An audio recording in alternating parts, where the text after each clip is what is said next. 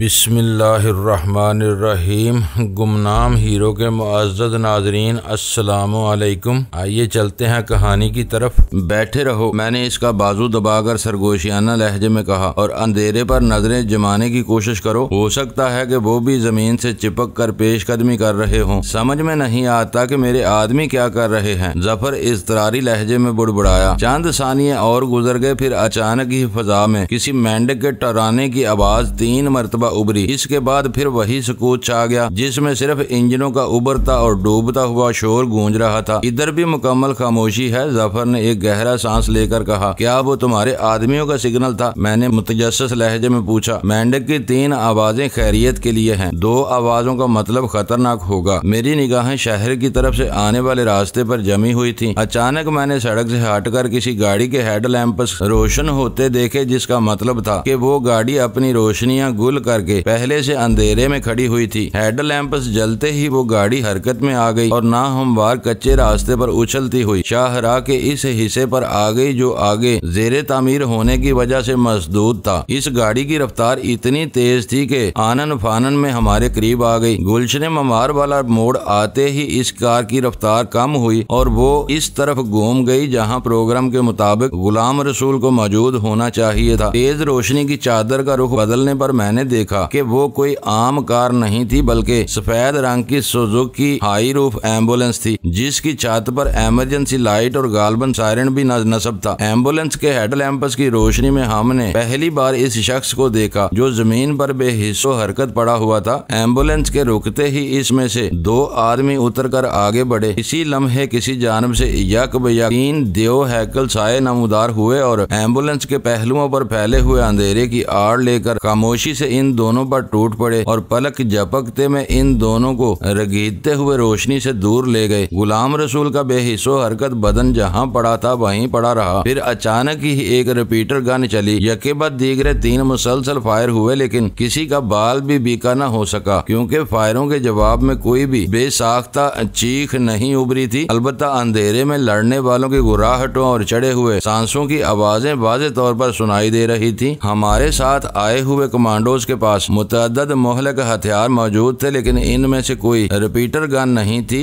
इसलिए ये समझना दुश्वार नहीं था कि वो फायर एम्बुलेंस से किए गए थे। लम्हा बार बाद यके बाद दीगरे 2 गोलियां चली। वो दोनों बड़े बोर के पिस्तौल के फायर थे। इस बार एम्बुलेंस के हेडलैंप्स को निशाना बनाया गया था, क्योंकि छनाके की आवाजों के साथ ही वो बत्तियां नकारा हो गईं। अंधेरा होते ही शायद किसी को भाग निकलने का मौका मिल गया और जमीन पर कई अफराद के दौड़ते हुए कदमों की दमक गूंजने लगी। साथ ही कोई किसी को ललकार भी रहा था। इसी लम्हे एम्बुलेंस अचानक हरकत में आ गई। इसका इंजन इब्तदा ही से जाग रहा था। इस बार एम्बुलेंस की धीमी पार्किंग लाइट्स के इनेकास में एक साया नजर आया। वो हमारी बेखबरी में न जाने किस वक्त एम्बुलेंस से रेंग कर बाहर निकला था और वहाँ फैली हुई अफरा तफरी से फायदा उठाकर गुलाम रसूल को अपने कंधे पर लादे सफेद गाड़ी की तरफ बढ़ रहा था। वो तमाम वाकयात इस कदर तेजी और तवातर के साथ रूनुमा हुए कि हम दोनों ही अपनी जगह मुंजमद होकर रह गए। कुछ समझ में नहीं आ रहा था कि वहाँ हकीकी सूरत हाल क्या थी और किसका पल्ला भारी था। इन दिनों शहर में अगवा और डकैती की वारदातों का खासा जोर था, इसलिए करीब ही सुपर हाईवे से गुजरते ट्रैफिक में पेदार पे फायरों से कोई रुकावट नहीं पड़ी थी, बल्कि वहाँ से गुजरने वाली गाड़ियों की रफ्तार यक बया तेज तर हो गई थी। मखदूश और गैर यकीनी सूरत हाल में कोई भी शरीफ ड्राइवर वहाँ रुक कर खुद को डाकुओं और दहशत गर्दों के हवाले करने का खतरा मोल लेने के लिए तैयार नहीं हो सकता था। एम्बुलेंस को हरकत में आता देखकर यक लख्त ही मेरी खोपड़ी पर जमी हुई बर्फ पिघलने लगी। STF के 3 कमांडोज अपने 2 हरीफों के साथ खून रेज मुकाबले में उलझे हुए थे। चौथा न जाने कहाँ गायब था। सुजुकी की एम्बुलेंस वाले इस अफरा तफरी से फायदा उठाकर गुलाम रसूल समेत भाग निकलने के मूड में नजर आ रहे थे। मैंने बिजली किसी सूरत से अपनी जगह छोड़कर एम्बुलेंस की तरफ दौड़ लगा दी और फिर गुलाम रसूल को कंधे पर लादे हुए कोवियल जूसा शख्स को एम्बुलेंस के खुले हुए दरवाजे तक पहुंचना नसीब नहीं हो सका। मेरी चलाई हुई गोली इसे चाट गई और वो एक करी है चीख के साथ जमीन पर ढेर हो गया। हालात का पांसा यकायक ही पलट गया। एम्बुलेंस में सवार अफराद ने भांप लिया कि इन्होंने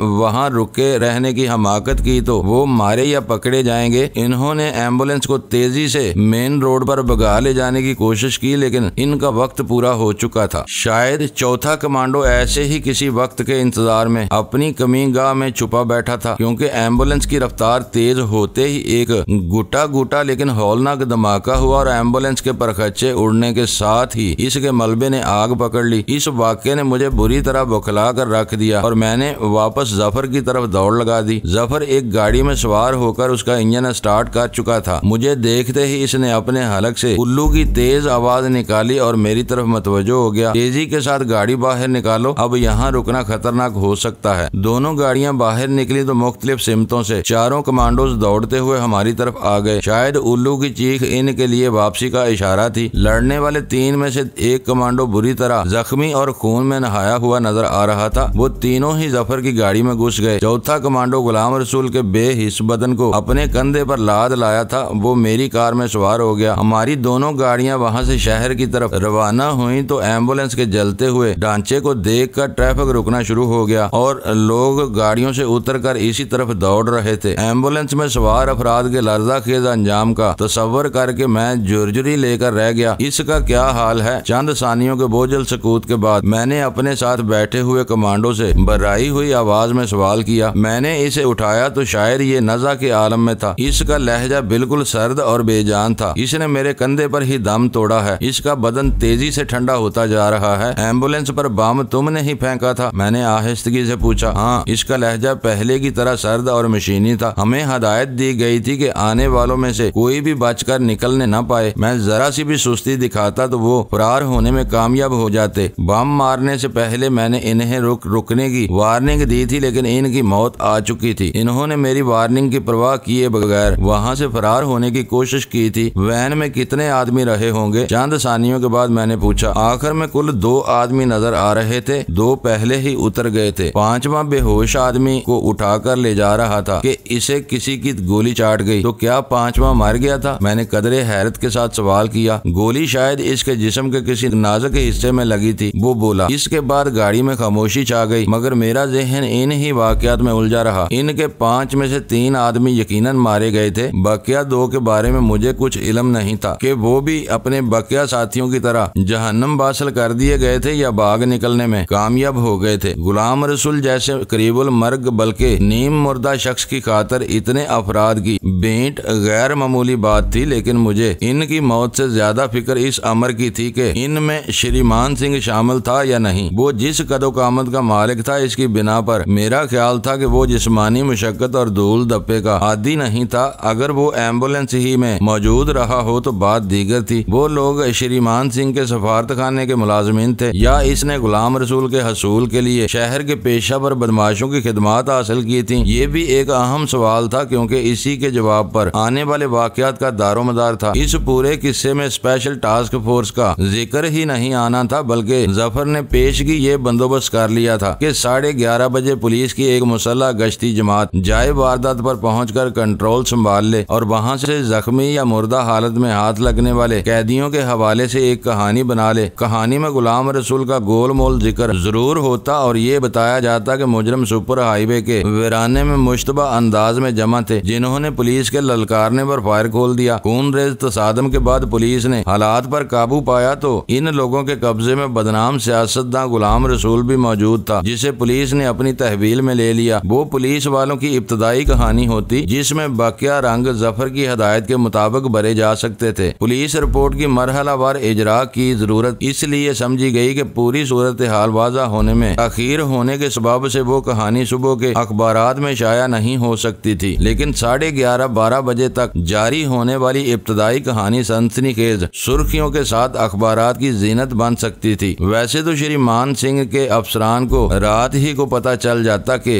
इनका मिशन नाकामी से 2-4 हो चुका था। इनके भेजे हुए आदमियों की गुमशुदगी नाकामी का खुला ऐलान होती। श्रीमान सिंह बजाते खुद महम में शरीक होता तो इसे कुछ बताने की जरूरत ही नहीं थी, लेकिन वो अपने दफ्तर में मौजूद होता तो इसका इसराब अपने ऊपर वालों से कम ना होता। इन लोगों को अखबारात ही से ये इल्म हो सकता था कि हुकूमत या मुकामी इंतजामिया ने इस वाक़े पर क्या मौक़िफ़ इख्तियार किया है और इसी की रोशनी में वो अपना रद्द अमल जाहिर करने का फैसला करते। स्टेशन 4 पहुंचने के बाद पता चला कि हड़बोंग से फायदा उठाकर भाग निकलने वाले 2 हरीफों में से एक कमांडोज के हाथों मारा गया था, जबकि दूसरा बहुत चालाक साबित हुआ और जख्मी होने के बावजूद बड़े बड़े पाइपों में घुसकर किसी ऐसी सिमत में निकल गया जहाँ इसका कोई सुराग नहीं मिल सका और रवानगी का सिग्नल मिलने की वजह से कमांडोज को इसकी तलाश अधूरी छोड़कर वापस आना पड़ा। दस्त बदस्त जंग में मुलव्वस होने वाले तीनों कमांडोज जख्मी हुए थे। दो के चेहरों और जिस्मों वगैरह पर मामूली खराशें आई थी, जबकि तीसरे के जख्म गहरे थे। इसकी न सिर्फ नाक की हड्डी टूट गई थी बल्कि इसके शाने पर किसी तेजदार आले का लंबा जख्म भी आया था। इन तीनों की मुत्तफिका राय थी कि इनके हरीफ अनाड़ी या ना तजर्बेकार नहीं थे, बल्कि लड़ने भिड़ने के फन में काबिल रश महारत रखते थे, जिसका तोड़ आसान नहीं था। गुलाम रसूल वाकई मर चुका था। इसके जर्द लागर और बेनूर चेहरे पर रूह को लर्जा देने वाली फटकार बरस रही थी। इसने अपने मुल्क और सूबे के अनगिनत खानदानों को दूसरों की गुलामी का तौग पहनाने की मंसूबाबंदी की थी, लेकिन वो खुद अपनी आजादी के लिए तरसता हुआ एक तारीख वीराने में बेबसी की मौत मरा। इसकी इज्जत और जिल्लत के दरमियान एक बहुत बारीक सी हद्दे फाजल थी। वो मारकर हमारे कब्जे में आया तो गद्दारी का कलंक इसके माथे की सयाही बना हुआ था और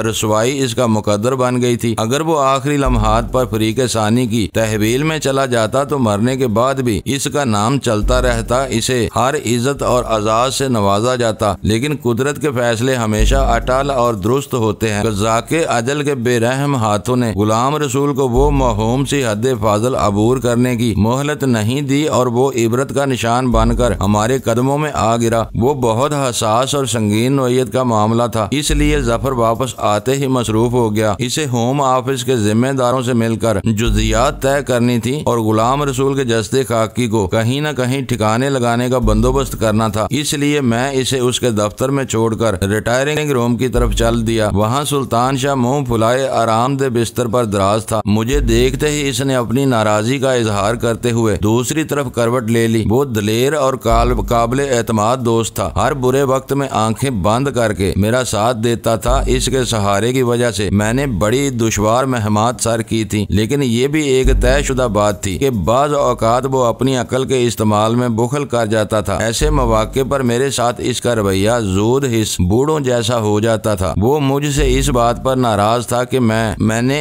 जफर से इसे साथ ले जाने के लिए इसरार क्यों नहीं किया। खासी देर की मगज जन्नी के बाद मैं इसे ये बात ज़हन नशीन कराने में कामयाब हो सका कि जफर अव्वल खान की तरह बहुत ज्यादा सादा लो नहीं था। वो हर मसले पर अपनी जुदागाना राय रखता था और तरजीही तौर पर इसके मुताबिक कार्रवाई करने में यकीन रखता था। ऐसे आदमी से जरा सी बात पर तकरार अमूमन बदमज़गी का सबब बन जाती है, जबकि हम अपने मखसूस हालात की वजह से उससे बगाड़ मोल लेने के मुतहम्मल नहीं हो सकते थे। इस मौजू पर मुसालहत होने के बाद ताज़ा मुहिम के बारे में गुफ्तगू छिड़ गई। मुझे इब्तदा ही से इस अमर का इदराक था कि स्पेशल टास्क फोर्स ने श्रीमान सिंह का मंसूबा नाकाम बनाकर गुलाम रसूल को अपने कब्जे में ले लिया तो श्रीमान सिंह इस नाकामी को मेरी ही किसी शरारत से मंसूब करके गजाला की वापसी के वादे से मुकर जाएगा। इस बारे में अगर और मगर के साथ बहुत सी खुश फहमियाँ भी थी, लेकिन मैं सुल्तान शाह के इस ख्याल से पूरी तरह मुत्तफिक था कि सुपर हाईवे पर आने वाले 5 अफराद में से एक का जिंदा बच निकलना मेरे हक में जहर साबित हो सकता था। अगर वो 5वां शख्स भी मारा जाता तो श्रीमान सिंह कभी भी ये नहीं जान सकता था कि जाए वारदात पर दर हकीकत क्या हुआ था। ऐसी सूरत में इसे इन ही कहानियों पर एतबार करना पड़ता जो अखबारात की जीनत बनती। श्रीमान सिंह एम्बुलेंस में मारा गया हो या दफ्तर में रहा हो, दोनों सूरतों में बच निकलने वाला 5वां आदमी बहुत खतरनाक था। वो श्रीमान सिंह या इसकी हलाकत की सूरत में इसके किसी मोतमद को असल कहानी से आगाह कर सकता था। वहाँ पेश आने वाले असल वाकयात में पुलिस का कोई रोल नहीं था। जाए वारदात पर पुलिस की कोई गाड़ी थी, न इसका कोई बावर्दी अहलकार। जो कुछ भी हुआ वो STF के सादा पोश कमांडोज का कारनामा था। वो राज खुल जाने के बाद मेरे लिए वाकई दुश्वारियां खड़ी हो सकती थी। इसी असना में मुझे खबर मिली कि मेरे गैर हाजिरी में वो 2 रुकनी जमात भी वापस आ चुकी थी, जिसे जहांगीर के बेटे की तलाश में शहर के चाइल्ड केयर सेंटर भेजा गया था। हमारी वापसी के बाद स्टेशन 4 पर बेयक वक्त मुतअद्दिद सरगर्मियां शुरू हो गई थी और हर शख्स जरूरत से ज्यादा मसरूफ नजर आने लगा था। इन सरगर्मियों में जफर सबसे पेश था, क्योंकि कुलीदी किरदार इसी का था और इसे फोर्स से बाहर के लोगों से भी राब्ता करना था। इसलिए किसी ने भी इस 2 रुकनी जमात से इसकी कारकर्दगी की रिपोर्ट लेने की जरूरत महसूस नहीं की थी। मैं इन लोगों को तलाश में आरामगाह से निकला तो एक राहदारी में जफर से मुठभेड़ हो गई।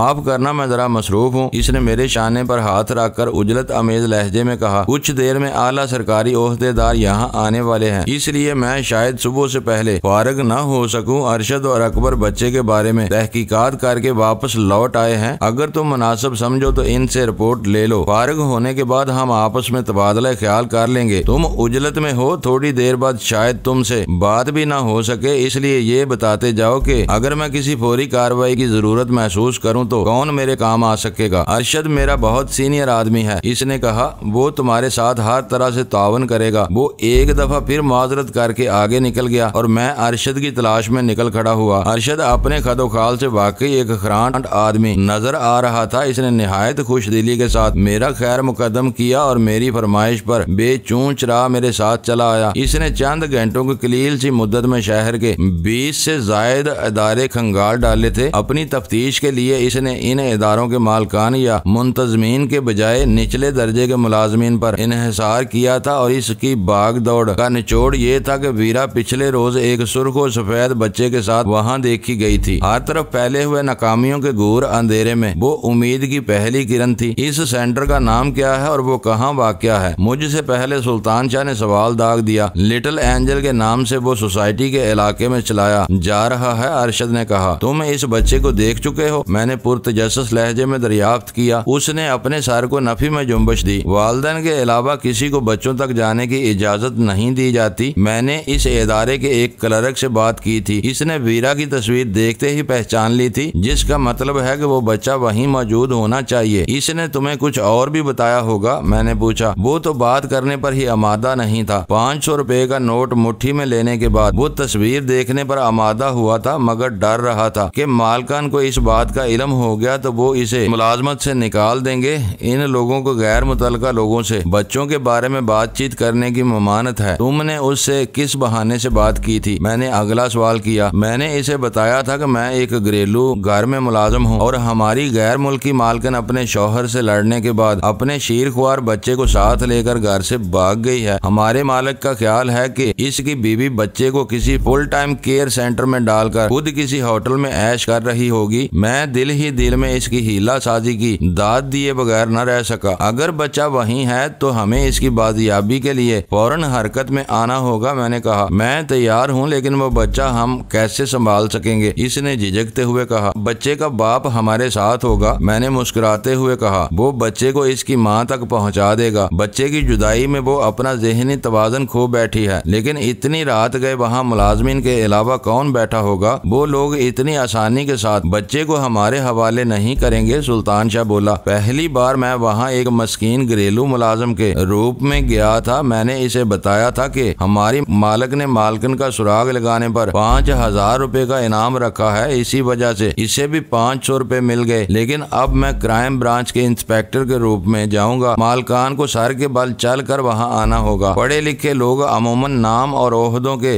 रोब में नहीं आते। अगर वहाँ किसी ने तुमसे तुम्हारी शनाख्त तलब कर ली तो क्या करोगे? सुल्तान शाह हर मनफी पहलू को ठोंक बजाकर देखने पर तुला हुआ था। अरशद के लबों पर खफीफ सी बुजुर्गाना मुस्कुराहट फैल गई और वो बोला, हम लोग पक्के काम करते हैं। मेरे पास शनाख्ती कार्ड के अलावा इंस्पेक्टर की पूरी वर्दी भी है, लेकिन मेरा ख्याल है कि हमें वर्दी की जरूरत पेश नहीं आएगी। और जहाँ तक पढ़े लिखे लोगों की बात है तो इसे रहने ही दो। वो जाहलों से ज्यादा डरपोक, बुज़दिल और पाँव की मट्टी छोड़ जाते हैं और हर वक्त अपनी खुद साख्ता इज्जत बचाने की फिक्र में मुब्तला रहते हैं। फिर तुम तैयारी करो, मैं एक फोन करके आता हूँ। मैंने इस नाखुशगवार बहस को वहीं खत्म करते हुए जल्दी से कहा, तुम चाहो तो एक आध आदमी को अपने साथ ले लेना, अकबर मेरे साथ होगा। वो मुस्कुराते हुए बोला, इंस्पेक्टर के साथ जब तक कोई झाड़ खाने वाला मातहत न हो इंस्पेक्टरी चल नहीं सकती। पहले भी वो मेरे साथ गया था। हम 5 मिनट बाद बाहर तैयार मिलेंगे। इसके चले जाने के बाद मैंने जहांगीर का नंबर मिलाया तो फोन पर फौरन ही इसकी मखमूर मगर दिल गिरफ्ता आवाज सुनाई दी, तुम्हारा बच्चा अगवा हो गया और तुम घर में घुसे शराब पी रहे हो। मैंने मुलामत अमेज हैरत के साथ कहा, फिर क्या करूं, कहाँ जाऊं? इसकी रुंधी हुई आवाज उभरी, रो रो कर थक गया तो पीने बैठ गया। साली सलमा भी अस्पताल में पड़ी हुई है। घर के दरो दीवार मुझे खाने को आ रहे हैं। तुम भी यहीं आ जाओ। मैंने अभी अभी शिवाज की नई बोतल खोली है। ये पहले ही घूंट में दिलो दिमाग को रोशन कर देती है। इसका मतलब है कि इस वक्त शराब के सामने तुम्हें अपने बच्चे की कोई फिक्र नहीं है? मैंने गुस्से से पूछा। वो तो बहुत है, लेकिन मैं क्या करूं? आर्मी की मशीन ठीक हो तो दूसरा बच्चा पैदा करने की कोशिश तो की जा सकती है, लेकिन खोए हुए बच्चे को ढूंढना बहुत मुश्किल काम है। अगर तुम्हारे होशो हवास जरा भी बहाल हैं, तो कान खोल कर सुन लो कि तो हम तुम्हारे बच्चे की बाजियाबी के लिए जा रहे हैं। मैंने दांत पीसते हुए इसकी बात काट कर कहा, तुम हलक तक शराब पीकर किसी गटर में गर्क हो जाओ। ओह, मैं भी तुम्हारे साथ चलूंगा। बच्चे की बाजियाबी का जिक्र आते ही इसका नशा हिरन हो गया। मुझे नशा नहीं हुआ, बस जरा सा सुरूर आ रहा था। तुम यकीन करोगे मैं बिल्कुल सोबर हूँ। मेरा बच्चा कहाँ है? मैं रिस्क नहीं ले सकता, मैंने सख्ती से कहा। तुमने जरा सी भी बदमस्ती का मुजाहरा किया तो सारा मामला बिगड़ जाएगा। अब मैं खुद ही देखूंगा कि मैं क्या कर सकता हूँ। खुदा के लिए डैनी, इसकी गिड़गिड़ाती हुई आवाज उभरी, मुझ पर रहम करो, मेरी आंखें इसे देखने के लिए तरस रही हैं। मैं वादा करता हूँ कि तुम्हारी इजाजत के बगैर अपनी जुबान भी नहीं हिलाऊंगा। खिलाफ वर्जी करो तो मुझे जूते मारकर वहीं दफन कर देना। अगर तुम्हारे हवास वाकई बहाल हैं तो मुझे 50 तक गिनती सुनाओ, इसके बाद तुम्हें अपने साथ ले जाने के मामले पर गौर कर सकूंगा, मैंने दुरुस्त लहजे में कहा। जहांगीर ने बेचूंच रहा फोन पर गिनती सुनानी शुरू कर दी। इस जैसे मुंह फट और सरकश दोस्त की इस बेबसी ने मेरा दिल उदास कर दिया। वो 15 तक पहुंचा था कि मुझे अपनी आंखों के गोशों में नमी उतरती हुई महसूस हुई और मैंने इसे रोक दिया। बस करो और मुंह हाथ धोकर तैयार रहो, मैं तुम्हें लेने आ रहा हूँ। मुझे अपनी आवाज भारी महसूस हुई और मैंने फौरन ही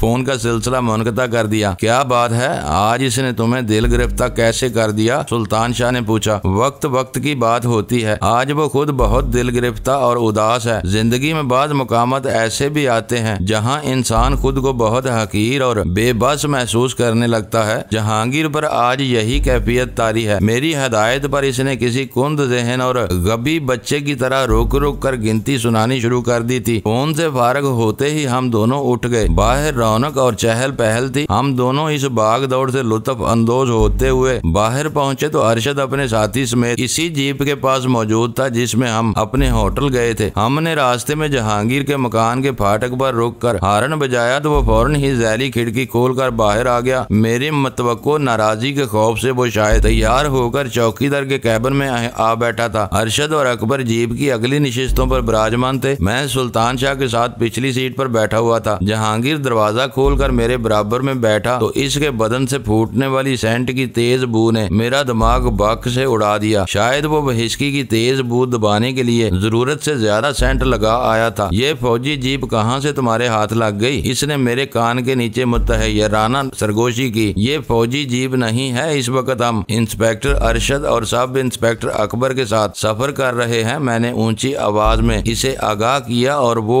ओह करके रह गया। मेरा बच्चा खैरियत से तो है ना? कुछ देर के सुकूत के बाद इसने पहलू बदलते हुए मुस्तरबाना लहजे में पूछा। वो लिटिल एंजल नामी चाइल्ड केयर सेंटर में है, मैंने कहा। मेरा ख्याल है कि वो तुम्हारे घर की बजाय मुस्तकिल तौर पर वहीं मुकीम रहे तो इसकी बेहतर तरबियत हो सकेगी। इसे वहाँ किसने पहुँचा दिया? इसने हैरत के साथ पूछा। वीरा बच्चों की परवरिश के फन से नाबलद है, ये कार्य खैर इसी ने सारा अंजाम दिया है। अब तुम ज्यादा ना बोलो, ज्यादा बोलने से कौवा गिरकर हलक में फंस जाता है। मैंने इसका बाजू दबाकर कहा और वो खामोश हो गया। इसके लिए यही खुशखबरी काफी थी कि इसके बच्चे का सुराग लगा लिया गया था और वो खैरियत से था। थोड़ी देर बाद हमारे सफर का इख्तिताम लिटिल एंजल के स्याह फाटक के सामने हुआ। जीप अकबर ड्राइव कर रहा था। इसने पुलिस वालों की शान से काम लेते हुए नीचे उतरे बगैर जीप का हारन बजाया। फाटक की जोरियों से हेडलैंप्स की तेज रोशनी पहले ही अंदर तक पहुंच रही थी, इसलिए चंद सानियों बाद ही फाटक से उदेड़ उमर चौकीदार नमूदार हुआ। अपने सामने एक चमचमाती हुई बारोब गाड़ी देखकर वो फौरन ही आहनी फाटक की जैली खिड़की में गायब हो गया। इसके फौरन बाद फाटक खोल दिया गया। इस वक्त इमारत में शीरख्वार बच्चों के अलावा सिर्फ चौकीदार और 3 खवातीन मौजूद थी। इनमें से उदेड़ उमर औरत रात की शिफ्ट की निगरान थी, बाकिया 2 औरतें इसकी मुआवन थी। दरियाफ्त करने पर पता चला कि अरशद और अकबर से मिलने वाला क्लर्क अपनी शिफ्ट खत्म करके 11 बजे छुट्टी कर चुका था। पुलिस का जिक्र सुनते ही वो तीनों औरतें बुरी तरह बदहवास हो गईं। अरशद ने बारोब लहजे में इन्हें बताया कि वो एक मगवी बच्चे की तलाश में वहां पहुंचा था। इस पर निगरान के औसान मजीद खता हो गए। एक औरत दोनों हाथों में मुंह छुपाकर दबी दबी आवाज में रोने लगी थी। ये किस बच्चे का किस्सा है? निगरान ने सहमी हुई आवाज में पूछा। इसे यहाँ फर्जी नाम से लाया गया होगा। लाने वाली ये औरत औरत थी। अरशद ने ड्रामाई अंदाज में वीरा की एक तस्वीर अपनी जेब से निकालकर उसकी तरफ बढ़ा दी। तीनों औरतें मुतजस्सिसाना अंदाज में इस तस्वीर पर झुकी थी। लम्हे भर के लिए उन्होंने इस तस्वीर को गौर से देखा, फिर इनके चेहरों पर मायूसी ने डेरे डाल दिए। हमने इसे नहीं देखा। निगरान ने सब की नुमाइंदगी का फर्ज अपने जिम्मे लेते हुए कहा, हम सब की ड्यूटी रात के 10 बजे से सुबह 10 बजे तक होती है। ये औरत हमारे सामने यहाँ नहीं आई थी। बच्चे कहाँ हैं? हम इन्हें देखना चाहते हैं। बच्चे का बाप हमारे साथ है, ये अपने बच्चे को पहचान लेगा। अरशद ने औरत को घूरते हुए सख्ती से कहा, इसके बाद तुम्हें मालकान को बुलाना होगा। निगरान औरत के चेहरे पर तज़्ब के आसार नजर आए, लेकिन वो इनकार करने की जुर्रत न कर सकी। लिटिल एंजल की इमारत अंदर से बहुत साफ सुथरी और आरास्ता थी। अगले हिस्से में बच्चों के लिए तदरीसी और खेल कूद के कमरे थे। इनके पीछे 2 कमरे बच्चों की ख्वाबगाह के तौर पर ज़ेरे इस्तेमाल थे, जहाँ चंद माह से 3 साल तक की उम्र के मुतअद्दिद बच्चे धीमी सब्ज रोशनी में अपने साफ सुथरे बिस्तरों में सो रहे थे। इन कमरों में दीवारों पर रंग बिरंगी तस्वीर अवेजा थी। छत में लगे हुए हुक्कों से मुतअद्दिद मशीनी खिलौने झूल रहे थे। फर्श पर दबीज कालीन था और एयर कंडीशनर की वजह से कमरों की फजा में खुशगवार खनकी रची हुई थी। दोनों कमरों में एक एक बिस्तर निगरान की मुआवन औरतों के लिए मखसूस था, ताकि वो नींद से बेआराम होने वाले बच्चों की जरूरियात पर फौरी तवज्जो दे सके। पहले कमरे में जहांगीर को मायूसी का सामना करना पड़ा। वहाँ मासूमाना अंदाज में सोए हुए 8 बच्चों में कोई इसका लखते जिगर नहीं था, लेकिन दूसरे कमरे के चौथे बिस्तर पर निगाह पड़ते ही वो तड़प कर वालहाना अंदाज में उधर बढ़ गया। अगर सुल्तान शाह मजबूती से इसका बाजू न थाम लेता तो वो फरते मोहब्बत से सोए हुए बच्चे से लिपट कर उसकी नींद खराब कर देता। वो कहीं नहीं जा रहा, थोड़ी देर के लिए सब्र से काम लो। इसकी नींद खराब की गई तो वो रो रो कर आसमान सर पर उठा लेगा और सारे बच्चे जाग जाएंगे। मैंने इसे समझाया और वो अपने बच्चे के बिस्तर के करीब फर्शी कालीन पर बैठकर दबी दबी आवाज में रोने लगा। इसका शीरख्वार बच्चा अपने बाप की हालत से बेखबर अपना बायां अंगूठा मुंह में लिए बेखबर सो रहा था। जहांगीर के साथ एक आया को वहीं छोड़कर बकिया लोग दफ्तर में आ गए। अरशद ने वहीं से इदारे के मालिक को फोन किया। शायद वो इतनी रात गए नींद से उठाए जाने पर बरहम होता, लेकिन अरशद ने फौरी तौर पर अपना तारफ करा के वो इम्कान खत्म कर दिया। मैं इंस्पेक्टर अरशद बोल रहा हूँ। तुम्हारे यहाँ एक ऐसा बच्चा मौजूद है जिसे अगवा किया गया है। ज़ाब्ते की कार्रवाई के लिए तुम्हारी फौरी मौजूदगी जरूरी है। फिर शायद इसने दूसरी तरफ की पूरी बात सुने बगैर रिसीवर रख दिया। लम्हा बार बाद ही फोन की घंटी बाज उठी। अरशद ने रिसीवर उठाया और इसकी त्योरियां चढ़ गईं। इंस्पेक्टर अरशद, मैंने कहा था कि फौरन आओ और तुम अभी तक फोन पर मेरा वक्त बर्बाद कर रहे हो। वो गुस्सीली आवाज में दौड़ा। मैं अगवा के जुर्म में शिरकत के इल्जाम में इसी वक्त तुम्हें बंद करा दूंगा। मुअज़्ज़ज़ नाज़रीन, लाइक करें, शेयर करें और कमेंट्स बॉक्स में पाक आर्मी जिंदाबाद, पाकिस्तान पाइंदाबाद का नारा ज़रूर दर्ज करके अपने मुल्क पर फ़ख्र करें और पाकिस्तान की बुनियादें मजबूत करने में अपना किरदार अदा करें। वीडियो देखने का शुक्रिया। मुअज़्ज़ज़ नाज़रीन, अपना ख्याल रखिएगा और हमारे चैनल का भी। ISI पाक आर्मी जिंदाबाद, पाकिस्तान पाइंदाबाद।